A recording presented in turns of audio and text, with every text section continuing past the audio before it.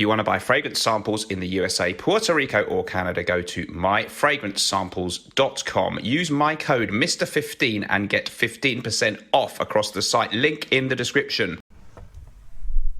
Oh, hi, you're early. List videos about fragrances. They've all been done before, right? Well, almost. Not this one. Today we're going to have a look at 5 big-time nasty dictators, and I'm going to imagine the fragrance that might suit them. I left out the Austrian guy with the ridiculous moustache because maybe I thought that's just a bit too much. Not to make light of the horrible things some of these guys did, but hey, I thought the interesting theme here could work. If you're not into the vibe of that theme, don't worry, because you're still going to find out about 5 great fragrances that you also might like to wear. One small other thing, a little bit of an intro, guys. I did a song last week about super chats. Some people are upset that I ask for super chats on my live stream. I like to rub it in, and I'm really enjoying the super chat theme, so here's another super chat song.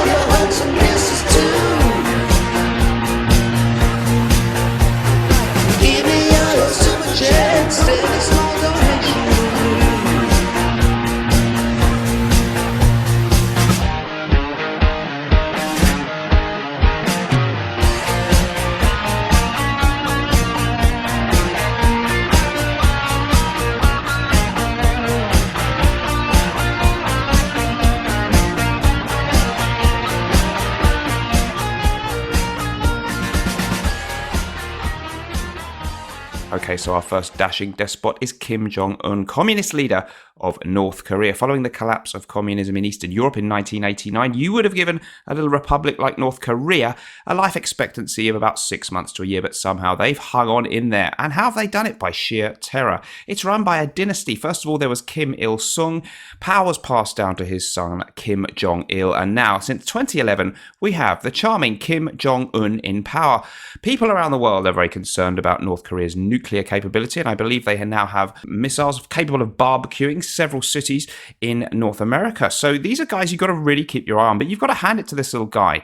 He certainly dresses rather dashingly, a kind of mixture of Dr. Evil meets Mao Zedong, and I'm kind of jealous of the hairline. He looks good, a little bit portly there, apparently a little bit something of a bon vivant, likes the good things in life, fine watches, and particularly a drink or two. Well, that's why I've gone for this choice for the fragrance for this chap. Bentley Intense for Men, I think, would be the ideal choice for Kim Jong-un. Boozy rum notes mixed with patchouli, bay leaf, leather and vanilla in a seductive, opulent and very, very rich fragrance. Of course, Kim likes the finer things in life, and I'm sure a Bentley car would be the kind of thing he would covet. His people may be starving, but he's living it up, and why not? Bentley Intense would be a great choice for North Korea's baby-faced butcher. Next up, we have Colonel Muammar Gaddafi, leader of Libya from 1969 until his untimely demise at the hands of his own people, or, well, were they his own people, discussed in 2011. His dress sense is really rather, or let's say was, really rather impressive, oscillating between an Arab tribal leader and a sort of stereotypical military dictator with an added touch of panache. You've got to hand it to him. His dress sense was on point, even if some of his policies weren't, at least in the view of of the Western powers. He called the type of rule that he had a Jumaria, which means a state of the masses. In fact, when the revolt against him kicked off, he actually said, well, it's not against me because I'm not even leader of the country. It's ruled by all the people. It's a Jumaria. You don't understand, he told interviewers. The enormous placards with pictures of him on sides of buildings around the country would suggest a slightly different story. Anyhow, this guy had swagger. He was famous for involvement in terrorist plots, notably the bombing of a Berlin nightclub in the mid-80s, which led to the American raids on Libya in 1986, in one of which his daughter was killed. And, of course, also infamously, he was reputed, or at least Libya was reputedly the country behind the infamous Lockerbie bombing of a Pan Am jet over Scotland in 1988.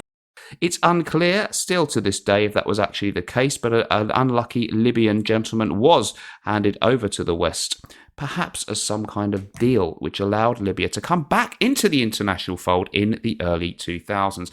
Well, the West changed their mind and decided he had to go in 2011. And of course, there was something of a popular uprising against him, but the fact that it was backed by a shit ton of Western military blowing the crap out of Gaddafi's forces did give them a slight helping hand. Anyway, Libya is a largely desert country, and the winds of the desert blew ill for him, meaning that he met a very sticky end in October 2011. Therefore, of course, it's a no-brainer. Okay, it's not themed after Libya, but I'm going with L'air du Desert, Marocain for Colonel Gaddafi. It would have been an ideal scent for him. This Andy Tower creation is an absolute masterpiece from 2005, supposed to evoke the aura of the air of the Moroccan desert with spices, incense, a kind of dry, airy accord in there. I always say a little bit of lavender, but not everybody agrees. It's sort of exotic, and it really is classy at the same time. Dare I say, a little bit like the dictator himself, or some would disagree. Certainly he did some very unpleasant things, but he had a certain swagger, and I think this would be an ideal choice for the deceased dictator. Moving back a little further in time, we have Benito Mussolini, Italy's ruler from 1922 to 1943, the OG fascist dictator. He got in there years before Hitler, who apparently really looked up to him. The aim of his regime was to restore the ancient glory of the Roman Empire, and hence he took over Ethiopia, Albania, and a number of other unfortunate countries. He made a big goof when he allied with Hitler in World War II, entering the fray in 1941. Things didn't go too well, as you're probably well aware, and he met a very sticky end, having fallen from power a couple of years earlier. By 1945, his enemies within the state of Italy, which was now on the other side in the war, caught up with him.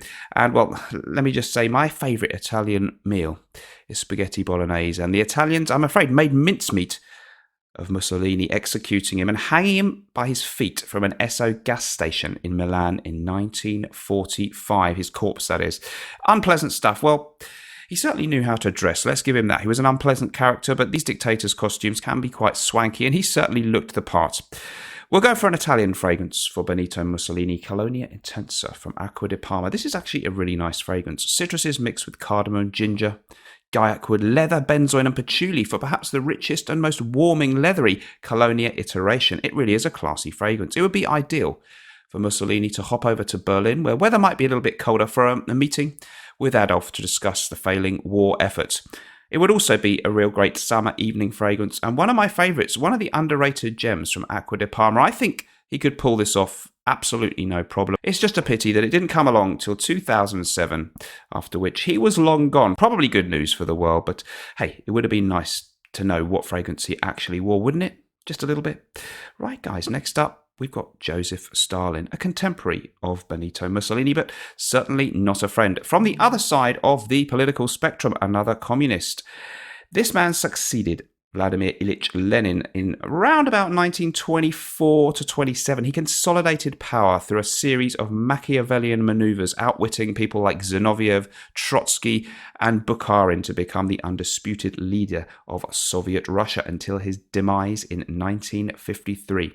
He was famous for purging people, notably most of the other leaders of the 1917 Russian Revolution. He then edited history, scrubbed them out of photographs, rewrote books, making him seem like one of the main protagonists and in the events of 1917. In fact, he was more of a bit part player, having only a minor role in the revolution, but the history, as ever, is written by the victors. Despite a rather over-the-top purge policy, including purging many of his best military generals in the run-up to World War II, and ignoring warnings of an impending Nazi invasion in 1941. Somehow, the crazed Russian leader did pull off an immense and, let's face it, historically very important victory over Nazi Germany, crushing Hitler's forces after they had penetrated deep into Russian territory, almost taking over cities like Leningrad and Moscow. But to give Stalin credit, he held out. He turned the tide, and Russian forces swept into Germany in 1944 and then basically took over Eastern Europe. He was a nasty piece of work, Stalin, but he did stop Hitler. And, well, the dress style, it's a little bit more conservative than some of the others. He's got a rather fun, friendly face. He was actually known as Uncle Joe in the West during World War II because he was an ally, of course, of Britain and America, and we came to see him as a rather friendly, jovial figure. Those who met sticky ends at his hands in Russia may have a different view of this guy, but there are still a lot of people in Russia who have a certain nostalgia for this guy. Well, fragrance-wise, I've gone for a real classic here. It's Je suis un homme from État libre d'Orange. This one actually was themed after Napoleon Bonaparte, a similarly titanic historical figure. It features some boozy notes of cognac, and I believe Stalin was, like most Russians, or in fact he's a Georgian, but you know what I mean. He was fond of a drink or 12. Also, we have Russian leather in there, symbolising the boots that Napoleon wore, but in this case, of course, highly appropriate for the Soviet leader. It's a real man's fragrance, a real old-school fragrance, and this was an old-school man's man, no doubt about that. So for me, Je suis un homme, a great fragrance from État libre d'Orange. Do check this one out if you like some of the old 80s classics with a hint of animalic notes, that kind of stuff. Great fragrance. I think it would have been perfect for Uncle Joe. Next we come to Nicolae Ceausescu, leader of communist Romania from 1965 to 89. Born in 1918, he worked as a humble cobbler. He was arrested before the Second World War for communist activity, so he did have a somewhat legitimate communist past, fighting as an underground guy. But when he came to power in 1965, things gradually began to change. At first, he seemed like rather a progressive communist leader. In fact, he was the only communist leader to denounce the Soviet invasion of Czechoslovakia in 1968, making him a darling of the West. He got visits to the United States and even got to see the Queen in 1977 for an official state visit in which he paraded through the streets of London. He loved the trappings of power. Despite being a communist leader, he had an almost royalist type of presence. He loved luxury. He built himself an enormous palace, the Palace of the People in Bucharest. Meanwhile, his people suffered. There were power cuts. There was hardly enough food to go around.